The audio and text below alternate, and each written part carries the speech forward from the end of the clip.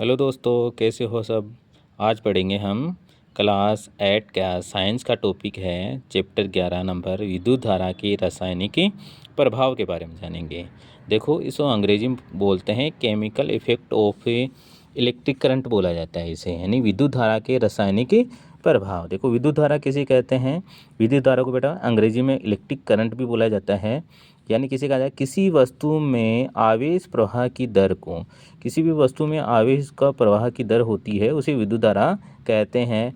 या इलेक्ट्रॉनों के प्रवाह की दर को भी हम विद्युत धारा कह सकते हैं।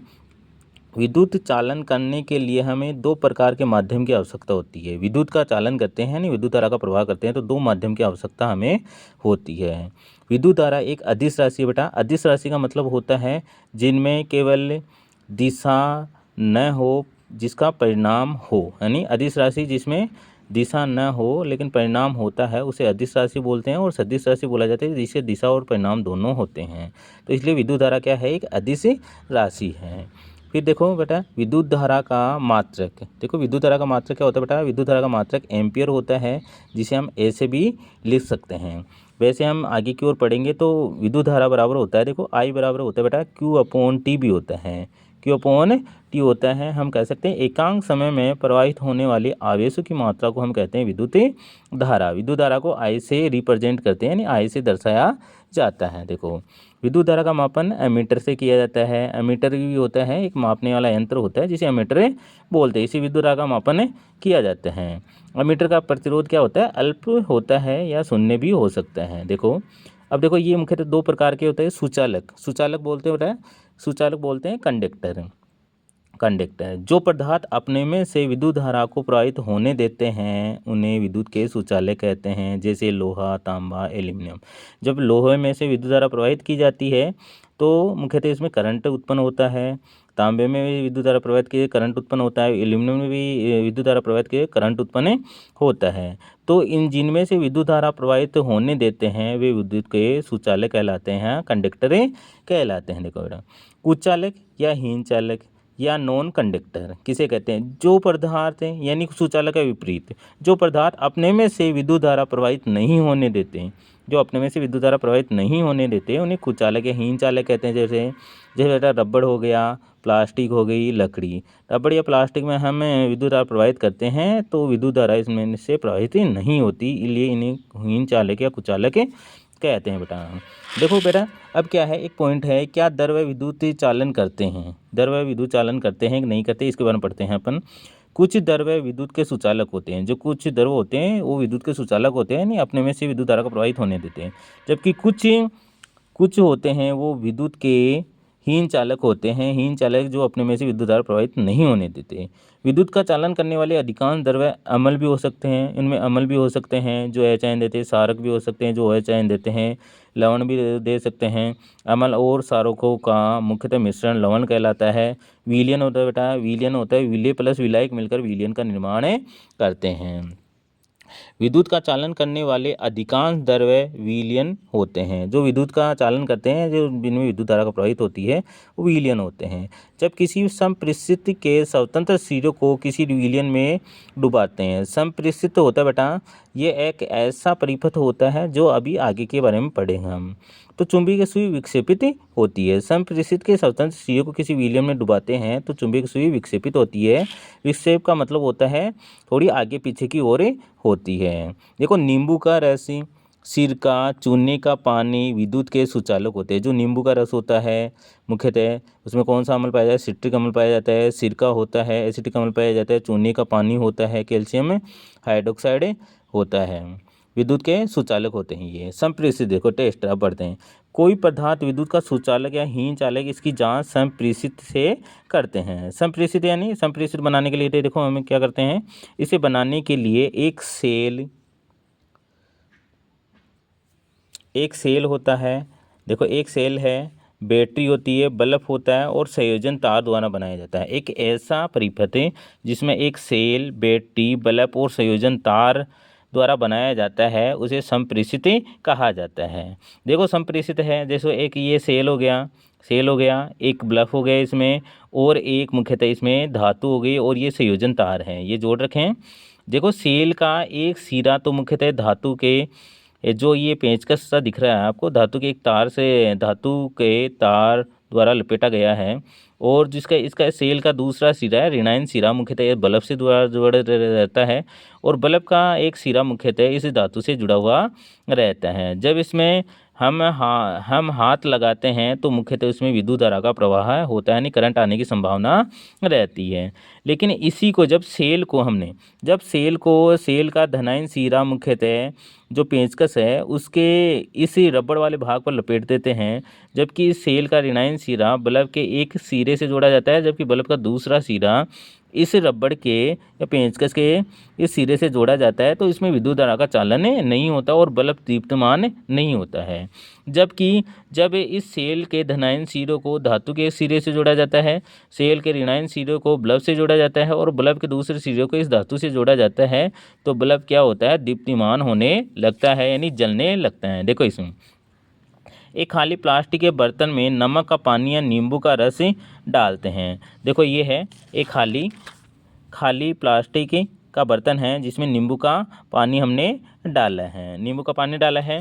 और क्या कह रहा है ये देखो, और ये कह रहा है कि फिर इसमें संप्रेषित के दोनों सिरों को इस बर्तन में डुबाते हैं।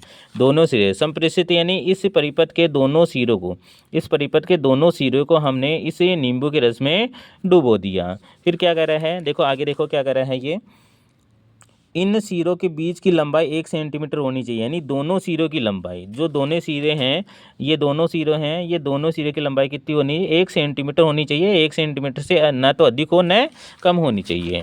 फिर क्या कर रहा है ये देखो, 1 सेंटीमीटर से ज़्यादा ना हो और बहुत कम भी नहीं होनी चाहिए। अब हम देखते हैं कि संप्रेषित का बल्ब दीप्तिमान होने लगता है। दीप्तिमान होने का मतलब जलने लगता है। ये जो बल्ब लगा रखा है ये बल्ब जलने लगता है। ये क्या है, ये बैटरी है बेटा, ये बल्ब है। बैटरी के धनायन सिरे को मुख्य संप्रेषित के एक सिरे से जोड़ रखा है, जबकि दूसरे ऋण आयन सिरे को बल्ब के द्वारा हमें इसे दूसरे सिरे को जोड़ रखा है, जिससे हमें बीकर में इन दोनों सिरों को, बीकर के पानी है नींबू का रस उसमें डुबो रखा है।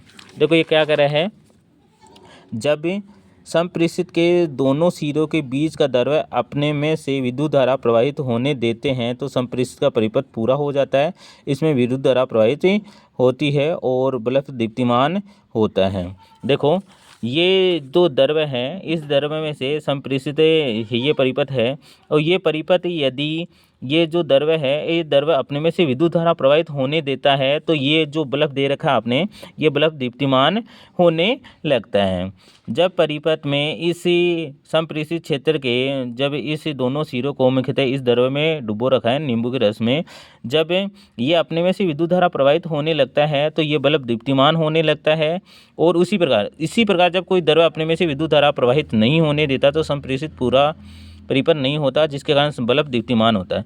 यदि नींबू की रस की जगह हमें या बरसात का पानी लेते हैं या औसत जल लेते हैं, तब इन दोनों सिरों को, संप्रेषित के दोनों सिरों को डुबाया जाता है। तो डुबाने पर इसमें विद्युत धारा प्रवाहित करने पर ये जो पानी है नींबू की रस की जगह औसत जल या जो पानी है, स्वच्छ पानी है, जब इसमें विद्युत धारा प्रवाहित करते हैं तो इस पानी में विद्युत धारा का चालन नहीं होता है, जिसके कारण ये बल्ब दीप्तिमान नहीं होता है। जो मैंने नींबू के रस के विद्युत का चालन आपको बता रखा है।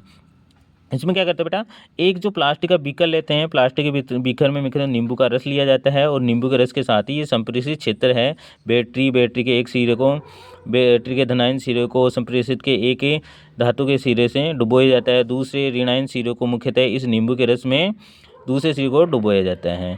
जब बैटरी से विद्युत धारा प्रवाहित की जाती है, इसमें जब विद्युत धारा प्रवाहित की जाती है तो मुख्यतः ये नींबू का रस अपने में से विद्युत धारा का चालन करता है, यानी विद्युत धारा प्रवाहित होने देता है, जिसके कारण ये जो बल्ब है आपका, ये बल्ब दीप्तिमान यानी जलने लगता है। जब इस नींबू के रस की जगह हम औसत जल लेते हैं बेटा, जब औसत जल लेते हैं, इस नींबू के रस की जगह हम औसत जल लेते हैं, जब इसमें विद्युत धारा प्रवाहित की जाती है तो ये औसत जल में से विद्युत धारा प्रवाहित नहीं होता है, जिसके कारण बल्ब दीप्तिमान नहीं होता है। अब देखो बेटा एलईडी के बारे में पढ़ते हैं। एलईडी का पूरा नाम होता है बेटा लाइट इमिटिंग डायोड होता है। अंग्रेजी में नाम होता है लाइट इमिटिंग डायोड होता है और हिंदी में नाम होता है प्रकाश उत्सर्जक डायोड होता है। प्रकाश उत्सर्जक डायोड होता है। देखो इसे एलईडी का उपयोग देखें, दुर्बल विद्युत धारा प्रवाहित होने पर एलईडी का उपयोग किया जाता है। यानी जो दुर्बल विद्युत धारा होती है उसमें दुर्बल विद्युत धारा प्रवाहित होती है उसमें एलईडी का उपयोग किया जाता है, क्योंकि यह इसमें उसमें भी दीप्त होता है, दीप्त यानी जलता है। ये दुर्बल विद्युत धारा के लिए उपयोग किया जाता है। एलईडी वाला बल्ब अपने घरों में भी उपयोग किया जाता है ना। ये दूसरा है एलईडी, वो एलईडी होता है, ठीक है। देखो नोट, एलईडी को किसी परिपथ में जोड़ते समय इसके लंबे तार को सदैव बैटरी के धन टर्मिनल से, जो लंबा तार है देखो इसी एलईडी का जो लंबा तार है उसे धन टर्मिनल से जोड़ा जाता है, जबकि ये छोटा तार होता है इसे ऋण टर्मिनल से जोड़ा जाता है। एलईडी के लंबे तार को धन टर्मिनल से जोड़ा जाता है, एलईडी के छोटे तार को ऋण टर्मिनल से जोड़ा जाता है। अब देखो जल में विद्युत धारा का चालन। जल में विद्युत धारा का चालन किस प्रकार से होता है? जब हम औसत जल लेते हैं, अभी पढ़ा था मैंने, औसत जल में नमक घोलते हैं तो ये नमक का घोल प्राप्त होता है। जब हमें मुख्यतः औसत जल देखो ये कोई बीकर है बेटा, ये बीकर है, इस बीकर में हमने औसत जल ले लिया, ठीक है, औसत जल ले लिया हमने। इस औसत जल में जब हम नमक घोलते हैं, नमक यानी NaCl को घोला जाता है, तो ये जो विलयन है ये मुख्यतः नमक का विलयन कहलाता है। इसका विलयन कहलाता है, नमक का विलयन कहलाता है। विलयन किसे कहते हैं बेटा? विलयन होता है विलय प्लस विलायक मिलकर विलयन का निर्माण करते हैं। विलय प्लस विलायक मिलकर विलयन का निर्माण करते हैं। जिसकी मात्रा कम होती है उसे विलय कहते हैं। या तो इसमें विलय कौन सा हो गया? सोडियम क्लोराइड होगा। और विलायक कौन से गए? विलाय इसमें जल हो गया। जिसकी मात्रा अधिक होती है उसे विलायक कहते हैं और जिसकी मात्रा कम होती है उसे विलय कहा जाता है।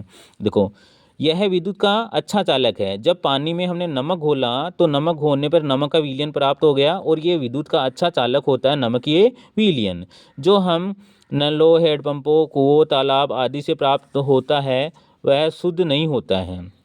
जो पानी हम नल से प्राप्त करते हैं, हैंडपंप हो गए हमारे, कुएं हो गए, तालाब हो गए आदि में, शुद्ध नहीं होता है। वह पानी शुद्ध नहीं होता है क्योंकि इसमें अनेक लवण होते हैं। जैसे भूमि में है, भूमि में कई प्रकार के लवण पाए जाते हैं जिनके कारण मुख्यतः भूमि का जल शुद्ध नहीं होता है। मुख्यतः इनमें लवण उपस्थित होते हैं। इन जलों में खनिज लवणों की थोड़ी मात्रा इसमें प्राकृतिक रूप से विद्यमान होती हैं। यानी जो मुख्यतः भूमि में जल पाया जाता है उनमें खनिज लवणों की मात्रा थोड़ी सी बहुत उपस्थित होती है, इसलिए यह जल विद्युत का सुचालक होता है। मैंने लिखा था कि औसत जलहीन चालक होता है। जो बरसात का पानी ऐसे हम बाल्टी वगैरह है इसमें इकट्ठा कर लेते हैं तो वो औसत जल होता है, औसत जलहीन चालक होता है। यानी उसमें विद्युत धारा का चालन नहीं होता है, विद्युत धारा प्रवाहित नहीं होने देता वो। जब साधारण लवण को औसत जल में घोला जाता है, जो साधारण लवण होता है औसत जल में घोला जाता है तो ये अच्छा चालक बन जाता है। यानी साधारण लवण को औसत जल में घोला जाता है तो वो अच्छा चालक बन जाता है। ध्यान रखना।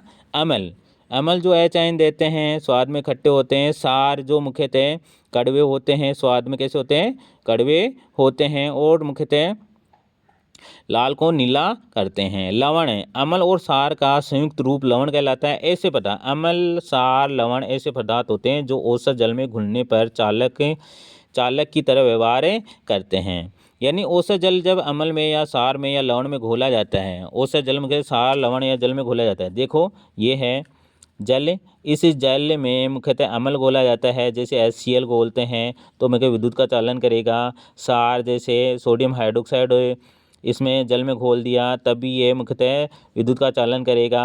जब इसमें लवण है NaCl हो गया, जब इसमें घोला जाता है लवण को तो भी ये मुख्यतः विद्युत का चालन करता है। अम्ल को घोलने पर, सार को घोलने पर, लवण को घोलने पर इससे ये विद्युत का चालन करता है, विद्युत धारा प्रवाहित होने देता है। देखो माचिस की खाली डिबिया से ट्रे निकाल कर, ये देखो ये माचिस की खाली डिबिया है, इसमें ट्रे निकाली और ट्रे निकाल कर मुख्यतः इसके तार के कुछ फेरे लपेट कर, तार के कुछ फेरे हैं यानी तार का कुछ फेरे लपेटे जाते हैं, इसमें तार लपेटा जाता है भी, लपेट कर ट्रे के भीतर चुंबकीय सुई रखी जाती है। ये ट्रे है, इसके अंदर ये चुंबकीय आपको सुई दिख रही होगी।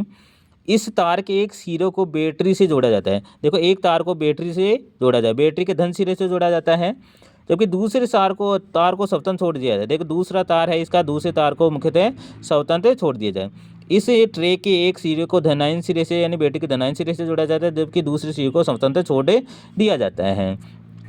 तो चुंबकीय के सुमे विक्षेप, तो अब दोनों सिरे आपस में क्षण मात्र के लिए स्पर्श कराते हैं। जब हम ये दोनों सिरे हैं, जब हम थोड़ी सी मात्रा में स्पर्श करवाते हैं तो ये चुंबकीय सुई है, ये चुंबकीय सुई थोड़ी सी विक्षेपित होती है। विक्षेप का मतलब है तो थोड़ी सी आगे की ओर जाती है, अपनी मूल अवस्था से थोड़ी आगे की ओर जाती है। चुंबकीय सुई में विक्षेप उत्पन्न होता है यानी आगे की ओर जाती है। संपरिस्थित के स्वतंत्र सिरे को नींबू के रस में डुबोते हैं तो चुंबकीय सुई विक्षेपित होता है। यदि इन दोनों सिरों को हम एक बीकर में नींबू के रस वाले विलयन में बीकर के द्वारा डुबोते हैं तो इसमें भी विद्युत धारा का चालन होता है, और विद्युत धारा का चालन होने से सुई में विक्षेपित होती है। जो हम भोजन में खनिज लवण का उपयोग करते हैं, जब हम भोजन में खनिज लवण होते हैं, जैसे खाने में कई प्रकार के लवण होते हैं, का उपयोग करते हैं, तो यह हमारे शरीर में उपस्थित जल को सुचालक बना देता है। जो खनिज लवण हम खाते हैं, जैसे सब्जी वगैरह खाते हैं, कोई सब्जियां वगैरह मूली गाजर कुछ भी सब्जियां खाते हैं, छाछ वगैरह सब पीते हैं खाते हैं, इनमें ये खनिज लवण उपस्थित होते हैं। और जो हमारा शरीर में जल होता है वह जल मुख्यतः इन खनिज लवण की उपस्थिति के कारण सुचालक की तरह व्यवहार करता है, इसलिए हमारा शरीर विद्युत का सुचालक होता है। इसलिए हमारा जो शरीर होता है मुख्यतः विद्युत का कैसा होता है, सुचालक होता है।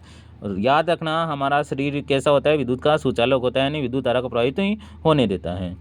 अतः हम गीले हाथों से तारों को हाथ से नहीं पकड़ना चाहिए। जो हमारे गीले हाथ हैं इसलिए हमें तारों को हाथ से पकड़ना नहीं चाहिए। जो हमारा बोर्ड होता है, लाइट का बोर्ड होता है, उसे भी गीले हाथों से पकड़ना नहीं चाहिए, क्योंकि इसमें करंट आने की संभावना रहती है।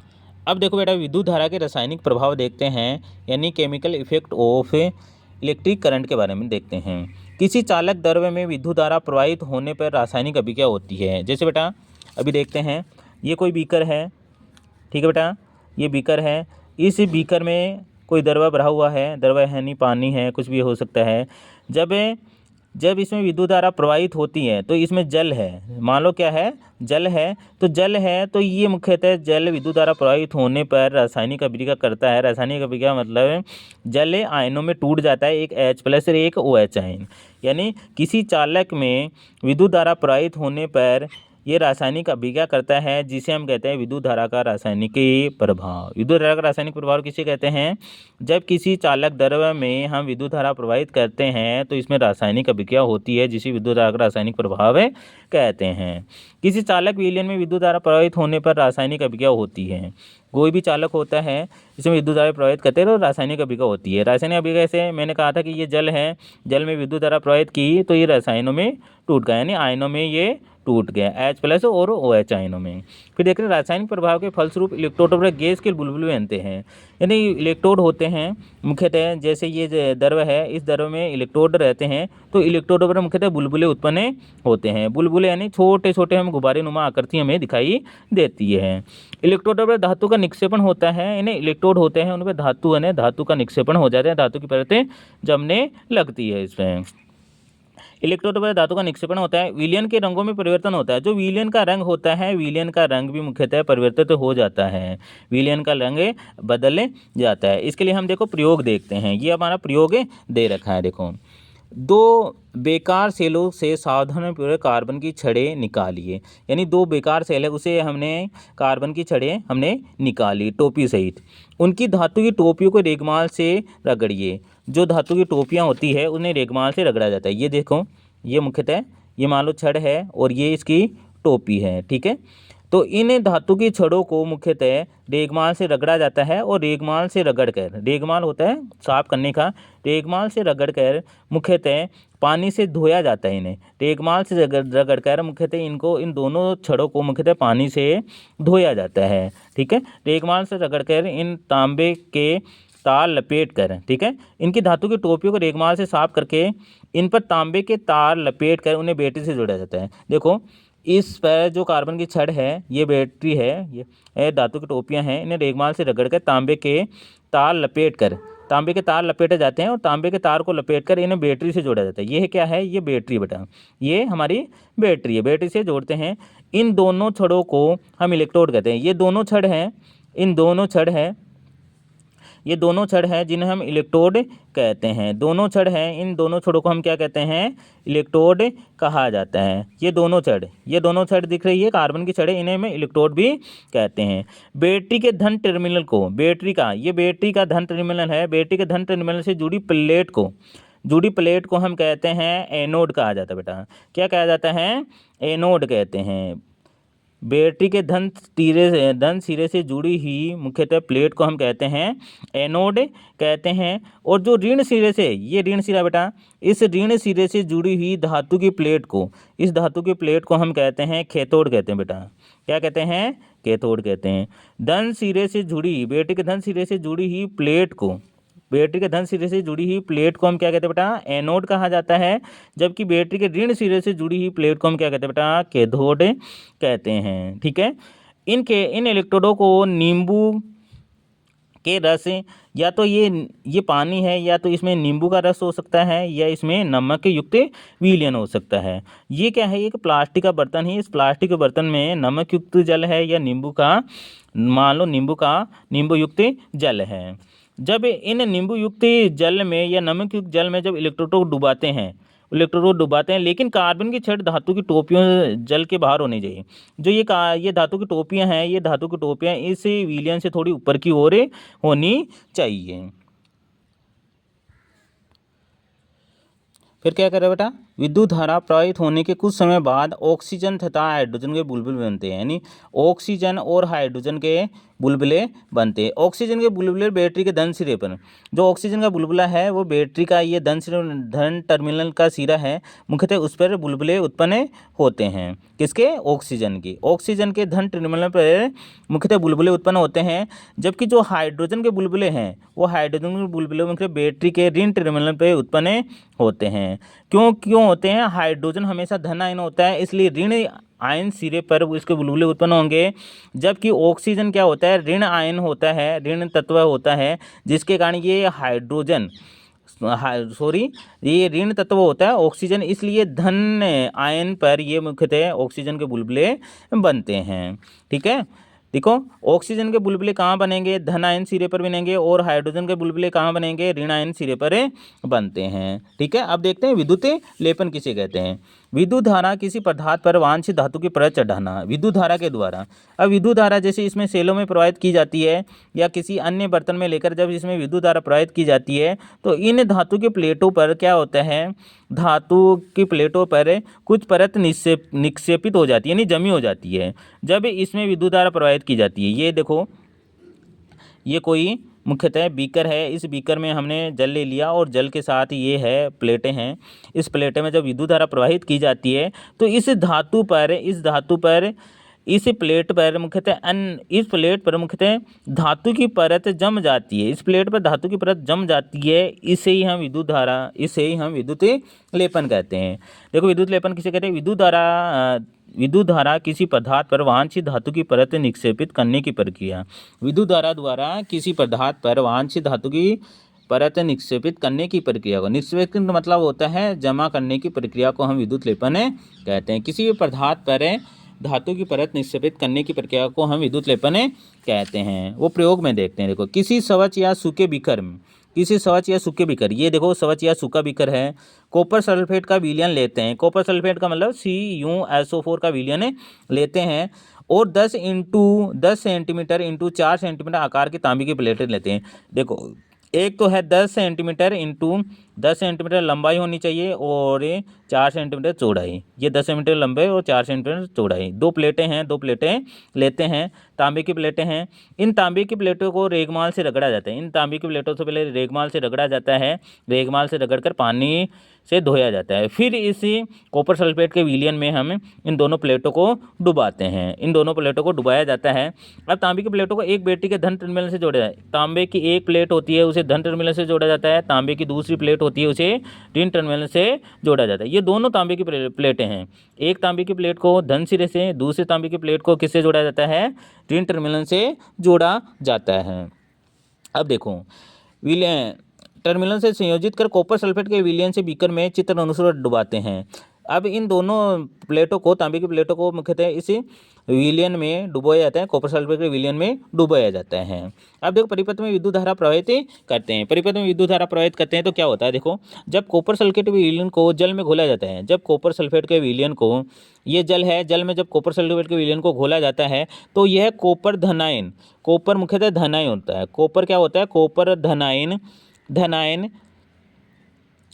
कॉपर धनायन तथा सल्फेट ऋण आयन, सल्फेट होता है SO4-2, ये ऋण आयन पर वियोजित होते हैं। स्वतंत्र कॉपर धनायन बैटरी के ऋण टर्मिनल, जो कॉपर होता है मुख्यतः ये बैटरी के ऋण टर्मिनल पर इकट्ठा होता है, जबकि ऋण टर्मिनल से संयोजित होकर इलेक्ट्रोड की ओर आकर्षित होता है। ये कॉपर होता है मुख्यतः ऋण सिरे की ओर आकर्षित होता है, ऋण सिरे की ओर। ऋण सिरा कौन सा बैटरी का, ये कॉपर मुख्यतः धनायन होता है, इसलिए ऋण सिरे की ओर आकर्षित होगा, जबकि सल्फेट आयन होता है वो मुख्यतः ऋणायन होता है। ऋणायन होने के कारण ये मुख्यतः धन सिरे की ओर आकर्षित होता है। देखो यही बात है, तथा उस पर जमा निक्षेपित हो जाती है। इसे विलयन में कॉपर धनायन की कमी हो जाती है। इस विलयन जिसके कारण ये मुख्यतः जो कॉपर होता है, ये कॉपर मुख्यतः ऋण सिरे की ओर मुख्यतः आकर्षित होता है, जिसके कारण इसमें कॉपर की कमी हो जाती है और मुख्यतः इन धातुओं पर धनायन की कमी हो जाती है। बैटरी के धन टर्मिनल से जुड़ी तांबे की प्लेट से समान मात्रा का कॉपर धनायन विलयन में घुल जाता है। जो कॉपर धनायन होता है वो समान मात्रा में होने के कारण इसे पानी में घुल जाता है और यह प्रक्रिया चलती रहती है। यह प्रक्रिया होती है, चलती रहती है। इस प्रकार विद्युत लेपन की प्रक्रिया में धन टर्मिनल से जुड़ी तांबे की प्लेट से कॉपर ऋण टर्मिनल से जुड़ी प्लेट पर स्थानांतरित हो जाता है। यानी धन टर्मिनल से पहले जुड़ा हुआ रहता है कॉपर, फिर क्या होता है वे मुख्यतः ऋण आयन सिरे की ओर, बैटरी के ऋण आयन सिरे की ओर आकर्षित हो जाता है। ये विद्युत लेपन की प्रक्रिया। विद्युत लेपन किसे कहते हैं, किसी भी पदार्थ पर वांछित धातु की परत निक्षेपित करने की प्रक्रिया को विद्युत लेपन करते हैं, जिसे हम प्रयोग के द्वारा समझा। दोबारा से देख लो प्रयोग, यानी हम क्या कहते हैं, एक बीकर लेते हैं, सूखा बीकर लेते हैं, उस बीकर में पानी डालते हैं और पानी में होकर कॉपर सल्फेट का विलयन डाला जाता है। उसमें 2 तांबे की प्लेटें लेते हैं, तांबे की प्लेटों को मतलब रेगमाल से रगड़कर पानी से धोया जाता है, फिर इसमें कॉपर सल्फेट के विलयन में डुबाया जाता है। तांबे की एक परत को मुख्यतः धनायन सिरे से जोड़ा जाता है और तांबे की दूसरी परत को मुख्यतः ऋणायन से सिरे से जोड़ा जाता है। जब इसमें विद्युत धारा प्रवाहित की जाती है, मुख्यतः जो कॉपर होता है, मुख्यतः कॉपर Cu+ में टूट जाता है, Cu में टूट जाता है और सल्फेट आयन SO4-2 में टूट जाता है। ये कॉपर क्या होता है, बैटरी के ऋण टर्मिनल की ओर आकर्षित होने लगता है, जिसमें कॉपर की कमी हो जाती है और मुख्यतः जो तांबा होता है, मुख्यतः तांबे पर मुख्यतः धातु की परत निक्षेपित होने लगती है। इस प्रक्रिया को हम विद्युत लेपन कहते हैं। देखो विद्युत लेपन का उपयोग क्या होता है, देखो गहनों पर सोने या चांदी की परत चढ़ाते हैं। गहने होते हैं, हमारे आभूषण होते हैं, इनमें सोने चांदी की परतें चढ़ाई जाती है विद्युत लेपन के द्वारा। जैसे मुख्यतः कोई भी है गहना, उस पर मुख्यतः सोना या चांदी की परत, जैसे चांदी पर सोने की परत चढ़ाई जा सकती है। कार के कुछ भाग होते हैं, कार के कुछ भाग पर भी विद्युत लेपन की प्रक्रिया द्वारा काम में लिया जाता है। साइकिल के हैंडल होते हैं, उस पर भी विद्युत लेपन किया जाता है। पहियों के रिम वगैरह होते हैं, उन पर भी किया जाता है। गैस बर्नर होते हैं, गैस के बर्नर होते हैं, उन पर किया जाता है। जो गैस के बर्नर होते हैं, नीचे की ओर रेड कलर का यह होता है, वो ये विद्युत लेपन के द्वारा होता है। स्नान घर की टोंटी, जो हमारे नल होता है, उस टोंटी पर भी उसकी का लेप किया जाता है। क्रोमियम की परत चढ़ाई जाती है। क्रोमियम होता है Cr। लोहे पर जंग लगाने के रोकने के लिए, जो लोहा होता है उस पर जंग लगाने के लिए मुख्यतः जिंक की परत चढ़ाई जाती है। लोहे पर जंग लगने को रोकने के लिए उस पर जिंक की परत चढ़ाई जाती है। इसे यशत लेपन कहते हैं। यशत लेपन भी विद्युत लेपन का ही एक भाग है। टिन के डिब्बे होते हैं, में लोहे के ऊपर टिन का लेप किया जाता है। टिन लोहे की अपेक्षा कम क्रियाशील है, उसे इसमें रखे खट्टे पदार्थ जल्दी ख़राब नहीं होते। इसमें जो पदार्थ रखे जाते हैं वो ख़राब नहीं होते हैं। यदि मेरा वीडियो आपको पसंद आए तो लाइक एंड सब्सक्राइब ज़रूर करें। धन्यवाद।